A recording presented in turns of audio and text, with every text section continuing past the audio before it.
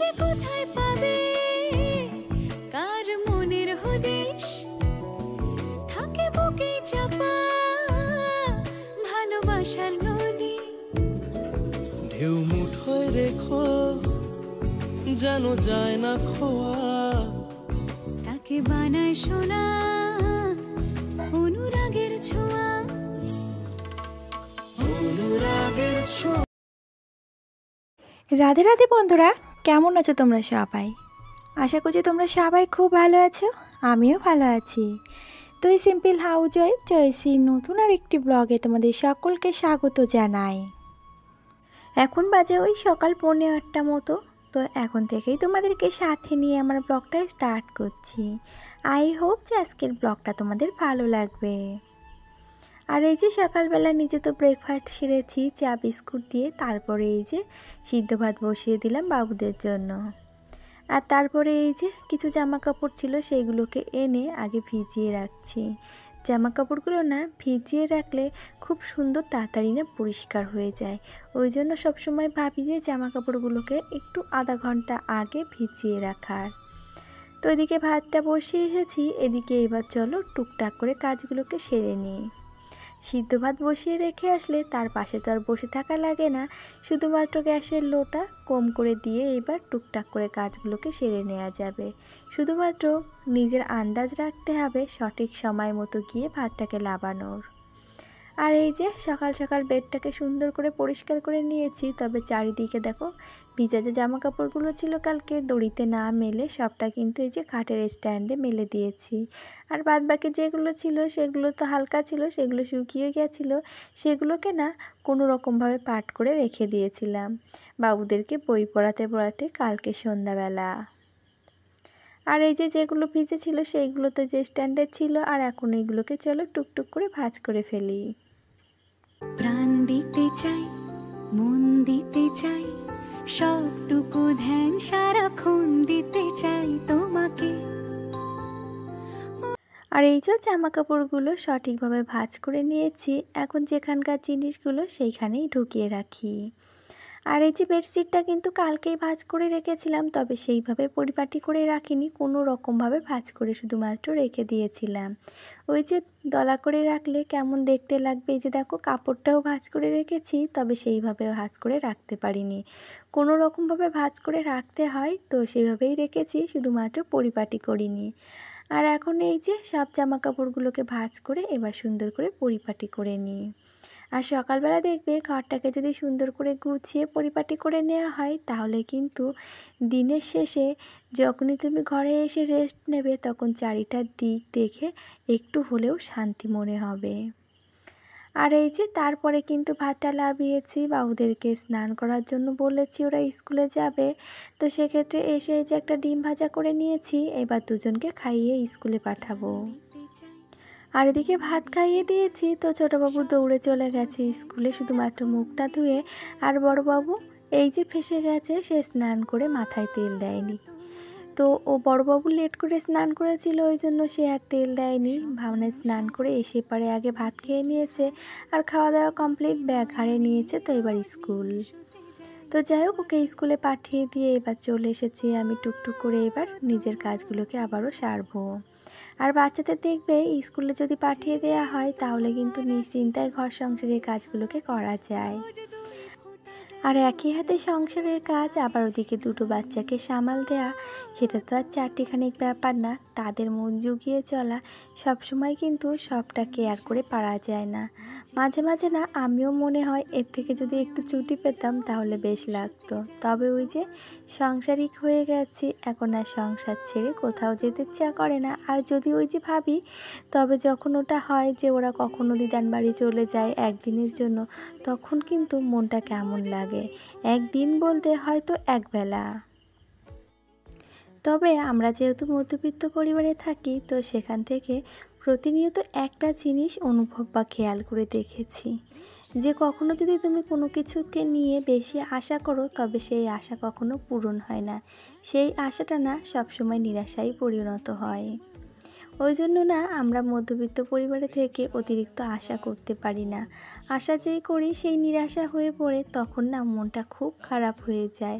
ওই জন্য না সাকসেসের কাছে গিয়েও আমরা কখনো আশা রাখি না যে হ্যাঁ এটা আমার হবে। আশা রাখি না, না বলা ভুল, আশা রাখি, কিন্তু ওই যে মনে একবার ভাবি যে হ্যাঁ হবে, কিন্তু পরের বার না আবারও মন যেন কেমন ছুটে যায় যে জানি কি হবে, কি হওয়ার আছে, যেটা ভাগ্যে আছে সেটাই হবে। এটা ভেবে প্রতিটা মুহূর্ত কাটিয়ে দিই। আর তারপরে এই যে সুন্দর দৃশ্যগুলো দেখলে তো মনটা জুড়িয়ে যায়। তো যাই হোক, ওইদিকে তোমাদের সঙ্গে কথা বলতে বলতে কিন্তু অনেকটা কাজই এগিয়ে ফেলেছি। ওইদিকে তো বাসন কোসন মাজা কমপ্লিট হয়ে গেছে।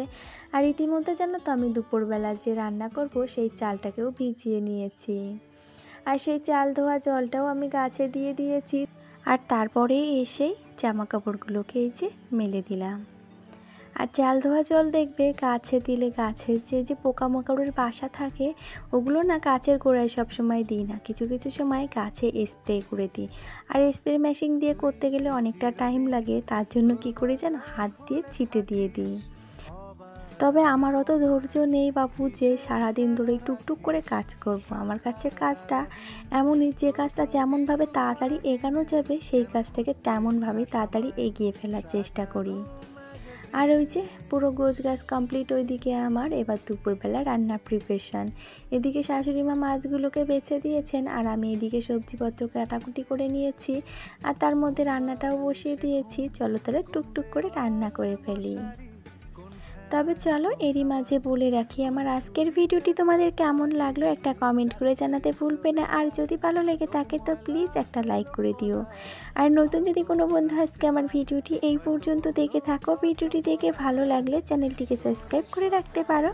আর পুরনো বন্ধুরা যারা অলরেডি এই কাজটি করে রেখে দিয়েছো তাদেরকে জানাই অসংখ্য ধন্যবাদ আর অনেক ভালোবাসা। আর এই যে দেখো তোমাদের সঙ্গে কথা বলতে বলতে আমার কিন্তু মাছটাও ভাজা হয়ে গেছে। এই মাছগুলো না কড়াই অনেকটা তাতিয়ে তারপরে দিতে হয়, তাহলে কিন্তু এই মাছগুলো আর কড়াইয়ের নিচে লেগে যায় না। অনেকেই আছে এই ছোটো ছোটো মাছ ভাজতে জানে না।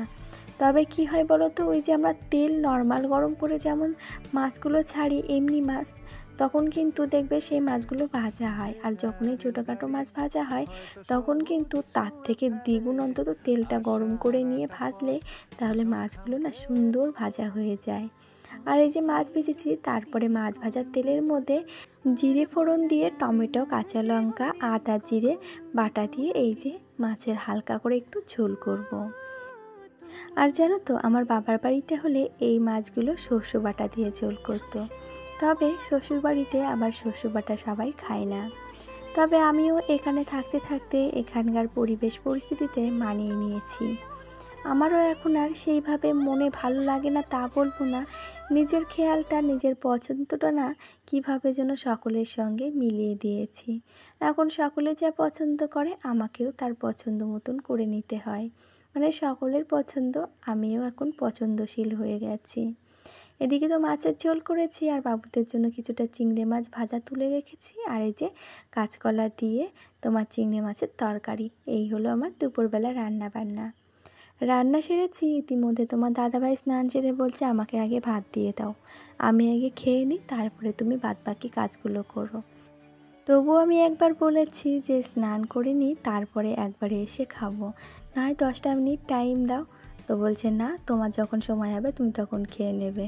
তো ওই যে আমার এখন ওই যে মাজা ধোয়া আছে, স্নান করা আছে, তো 10 মিনিটের কাজ না, প্রায় 45 মিনিটের কাজ। তো সে বেচারা জানে যে আমি একবার এই কাজের মধ্যে ভেজে পড়লে তখন অনেকটাই লেট হয়ে যাবে।